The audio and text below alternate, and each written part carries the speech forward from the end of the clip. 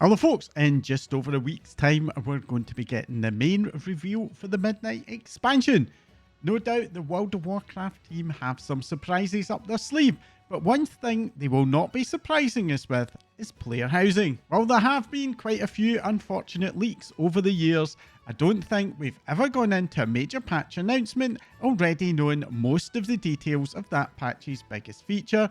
But for player housing, the dev team have released a ton of details about their plans over the last year or so. But with all of that information having been drip fed to us, I think it's pretty easy to miss some of the details.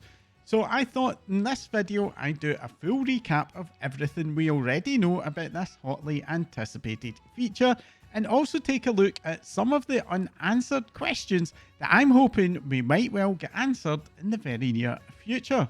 So let's get started with the basics, how we're going to acquire that home. Right now, we know surprisingly little about exactly how we're going to get our house. Is it going to be a quest, or do we have to rock up to a vendor and pay gold for it? One important thing we do know though is that there is not going to be a housing shortage, as the developers have promised that everyone will be able to get one.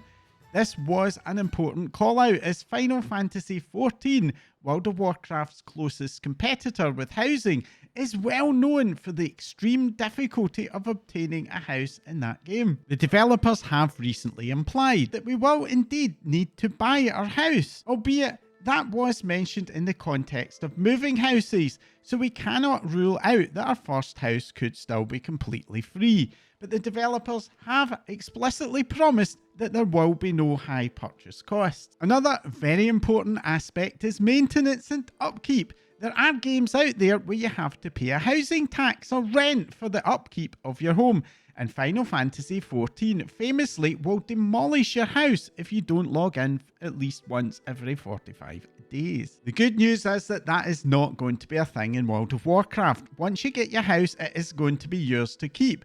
And just as players who quit back in vanilla can still come back and find their old characters waiting for them, albeit probably nameless, our houses will still be there in 20 years time too, assuming of course that WoW is still around. And how many houses can we have? Well, the very simple answer is 2, one for Alliance and one for Horde. Those houses are going to be warband wide, and our Horde characters can visit our Alliance houses and vice versa. It hasn't been explicitly called out by the developers, but it is fairly likely that you will need an Alliance character to obtain your Alliance house, and a Horde character to obtain your Horde one. At launch, there are going to be 2 housing zones, one for the Alliance and one for the Horde. The Alliance zone is going to be very heavily themed upon a combination of Elwyn Forest, Redridge and Duskwood, with the Horde zone going to be based around Durotar, including its coastline, and Azshara. We don't actually know very much at all about how these zones are going to tie into World of Warcraft's open world. In one of the developer interviews at the Player Housing Creators Summit, we were told that there would unfortunately be a loading screen to enter the housing area, which for me is a bit of a shame. One of the cool things about the Warlords of Draenor Garrison, or even the Tiller's Farm for Mists of Pandaria, was that despite them being fully instanced to a single player, there was no loading screen or portal, and you could move in and out of them almost completely seamlessly. The only sign of the instancing was that occasionally you would see other players in the area fading in or out. That said, this version of housing is going to be very different to those previous models, as instead of instance housing, where everybody gets their own copy of the same building, Blizzard are adopting the instance neighbourhood model. This basically means that our homes will be sharing a neighbourhood of around 50 other houses, and we're going to be able to see our neighbours out and about in the housing area. This decision does mean that the neighbourhoods probably would not fit very well into the current game world. And that does leave us with a very big question: where is the entrance going to be? Back in vanilla WoW, Stormwind did have an unusable portal that was eventually confirmed to be a remnant of an abandoned plan for player housing back then. But honestly, a portal in the city won't, in my view, make the housing area feel like it's a part of the open world, just as places like Koresh and Nazjatar also feel quite disconnected from the rest of Azeroth. My own personal hope is that the developers will utilise some of the existing dead space in the game. For example, between Stormwind and Icecrown, there's a very large inlet surrounded by unclimbable mountains that could be terraformed for a housing zone exterior. And for the Horde, there is a mountainous area of dead space in northeastern Durotar which could fit the bill as well. That's not to say that there shouldn't be any convenience portals. I'm certainly keeping my fingers and toes crossed that we do get a player housing Hearthstone, similar to the one that we got for WoD for our garrison. That can allow us to zip between our homes and the main player hubs of the current active expansion, something that I think will be essential to ensure that those main hubs remain vibrant and populated. I think it's fair to say that the choice of two neighbourhoods has had a fairly mixed reaction from the player base. These locations immediately suggest that housing will be very heavily human versus orc coded, and on the surface this feels like a safe choice, with humans and orcs being the leading races of the two factions, except for one thing. Neither humans nor orcs are actually the most popular races of the respective factions.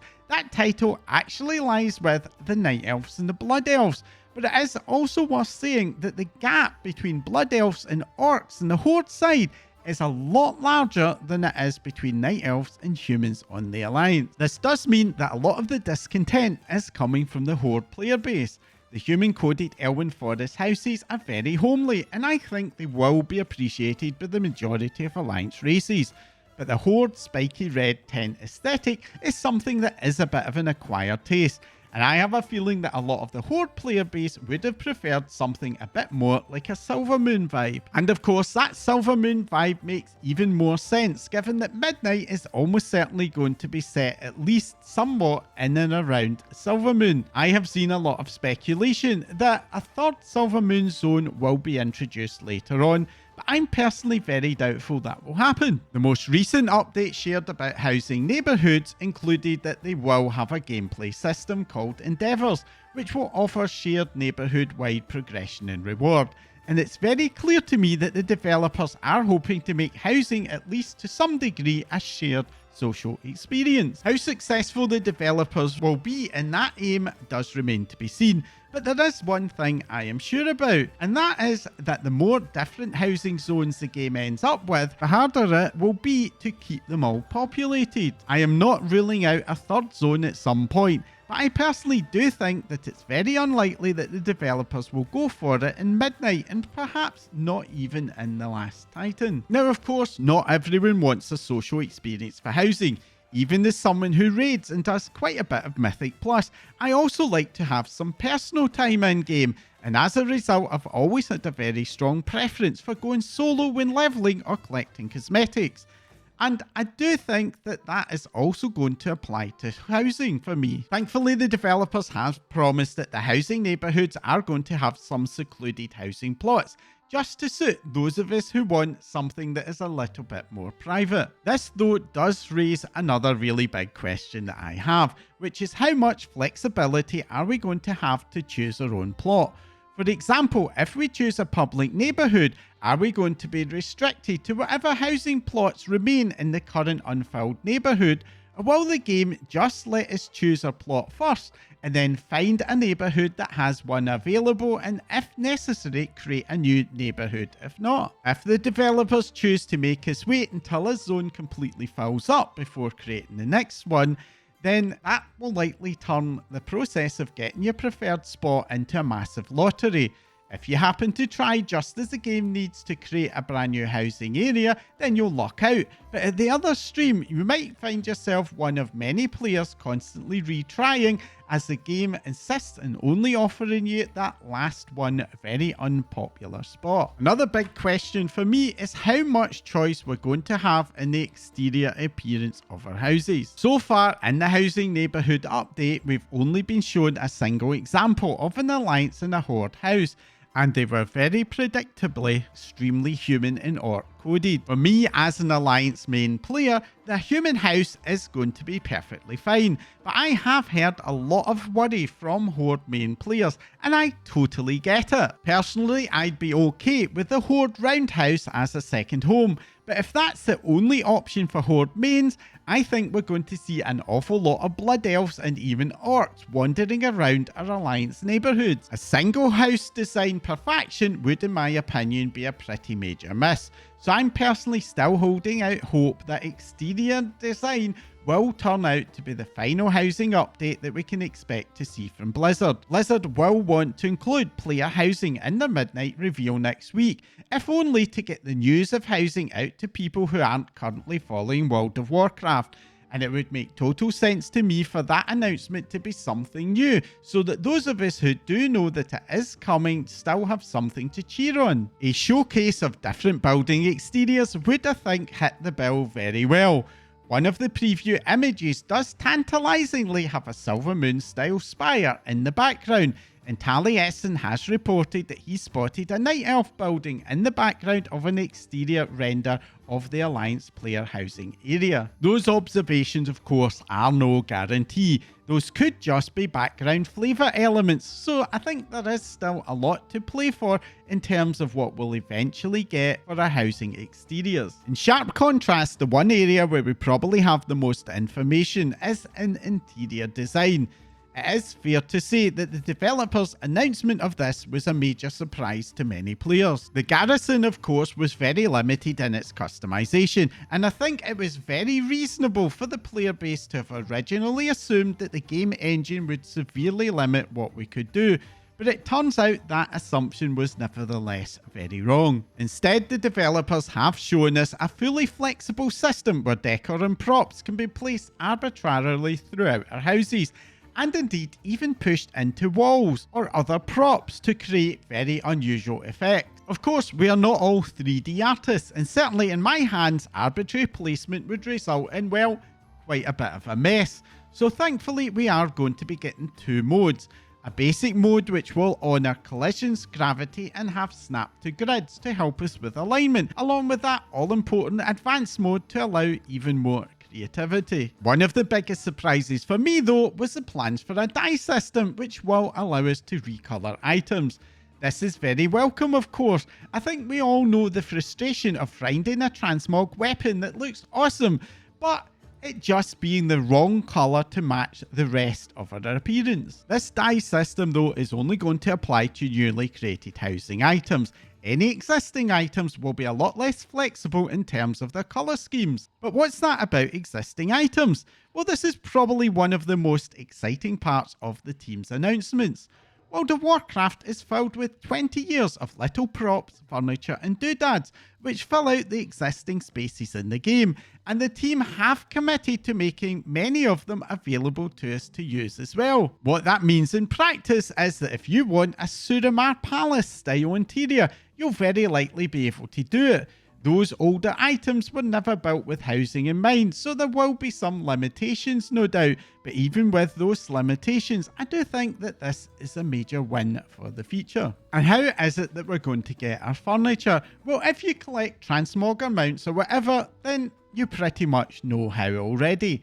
Housing rewards will be coming from all the usual sources, such as quests, achievements, vendors, raid bosses, the trading post, and sadly for sure also the in-game shop. And those rewards are not just getting added to upcoming new content. The developers have committed to adding housing rewards to older content as well, which does mean, for example, if you want that Suramar vibe, you'll likely end up farming some Legion content. And to help us get started, achievement-based drops are going to be retroactive, which means that if you have any existing achievements and they have housing rewards added to them, you'll very likely find those housing items show up in your housing inventory ready to go. The team have also promised not to make us refarm the Lich King all over again, although details of how they're going to do that aren't fully locked in. But the developers have suggested the potential to get a vendor at the entrance to older instances to give us the stuff from bosses that we've already defeated. Now, you've probably already guessed by now, but this does mean that even if in the worst case we do end up with orc versus human exteriors to our homes,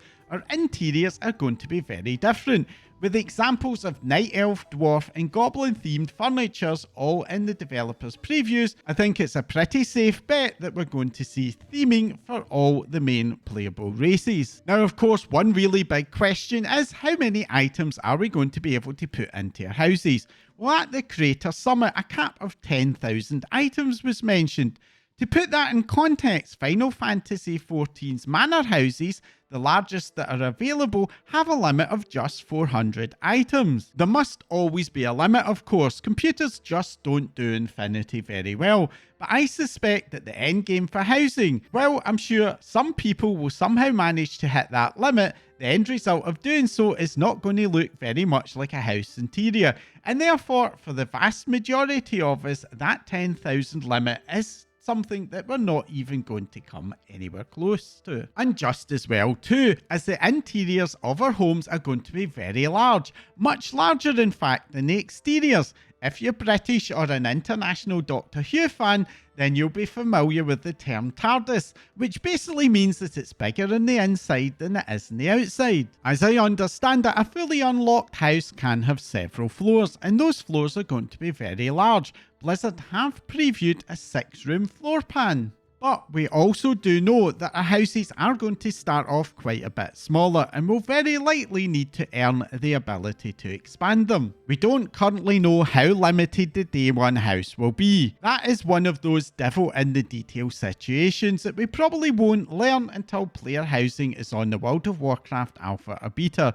But I do hope that the team have done the wise thing and focused in making the day one experience still have some pretty generous limits. Say for example 2 floors and maybe an item limit that is at least 1,000. Remember that 400 limit in 14? 1,000, I think, trust me, will still feel very generous. The other question, of course, is how are we going to unlock the larger size for the houses? Well, this is where my own personal biggest concern with the player housing lies, as it's going to be a brand new system called Endeavours.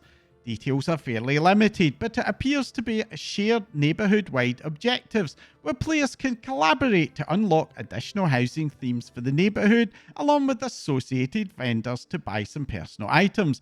But this system is also going to contribute to a new housing favour system, which is essentially a renown track that will very likely be where the player housing size unlocks will come from. While I am sure that some private neighbourhoods and guilds will enjoy doing those shared activities, I'm also very confident that no matter how hard the Blizzard developers try, an awful lot of players just aren't going to be very inclined. And trying to compel social play on reluctant players versus rewards will, in my view, only end in tears both for us and the developers. I do think that the developers will be very mindful of Warlords of Draenor, where the garrison was heavily criticised for causing the rest of the world to feel empty.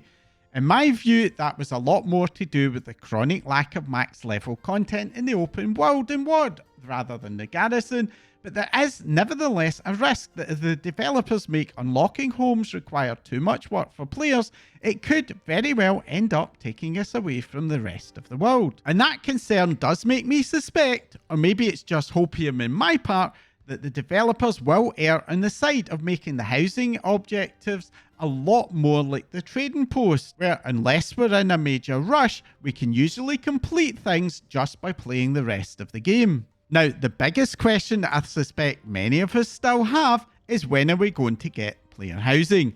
Blizzard have announced that player housing is a midnight feature, and this was reconfirmed in an interview at the Player Housing Creator Summit, where we were told that Blizzard sees this as a midnight feature. But there is also that tantalising little icon at the end of the 2025 roadmap, and with Season 3 just underway, the chances of midnight in 2025 seem pretty remote to me. So what's going on? Well, just last week, it appears that Blizzard managed to let the cat out of the bag when the Midnight expansion pre-orders appeared in the in-game shop for some players for a short period of time, with the pre-order benefits including housing early access.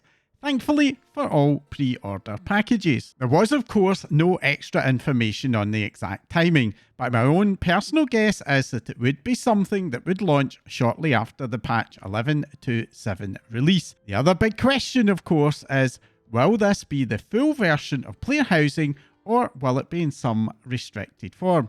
Your guess is as good as mine. I'm personally not a fan of pre-orders. In my view, it robs us players of the ability to wait and see if a game is actually good before putting down our cash, and it does enable game companies to get guaranteed revenue for subpar releases. But player housing is a massive feature, and it would give us something concrete to play with for our pre-order bot. And what about the longer term future of player housing? Well, assuming it is a success, and I do hope it is, then I think it is a foregone conclusion that players will very quickly be asking for more housing zones, and I don't think it's something we'll let up on. While I don't think it's very likely that another zone is planned for midnight, nor will it be feasible for the team to suddenly add one in, development timescales being what they are, but it is very likely that it is going to be difficult for them to keep the lid on the player housing zone pot. So I do expect that we will see another zone, if not in the Last Titan, then in whatever comes after that. I'm also going to predict that no matter how well the neighbourhood concept actually works in practice, there is going to be very heavy demand for more housing location options beyond just zone-sized neighbourhoods.